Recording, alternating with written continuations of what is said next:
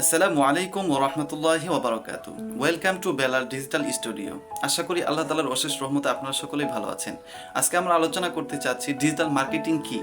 Digital marketing মানে ফেসবুকে কোনো একটা পোস্ট করা নয়, বরং ডিজিটাল মার্কেটিং সম্পূর্ণ একটি প্রক্রিয়া।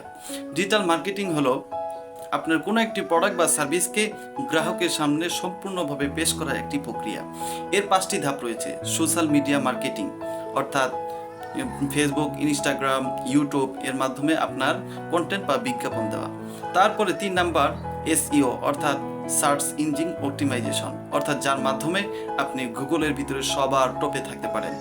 3 নাম্বার পেইড অ্যাডস, অর্থাৎ ফেসবুক ও গুগল অ্যাডসের মাধ্যমে আপনার বিজ্ঞাপন প্রকাশ করা, যার মাধ্যমে মানুষের কাছে তাড়াতাড়ি আপনি পৌঁছতে পারবেন।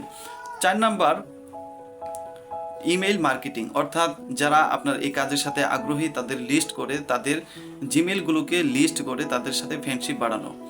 5 নাম্বার অ্যানালাইটিক্স, অর্থাৎ আপনার ফলাফল, আপনি যেটা পেশ করেছেন সেটার ফলাফল কি ভালো চলছে নাকি খারাপ চলছে, এটার একটি ফলাফল পেশ করা। আশা করি বুঝতে পেরেছেন। দেখা হবে পরবর্তী আরও কোনো ভিডিওতে। আজ এখানে শেষ করছি। খুদা হাফেজ।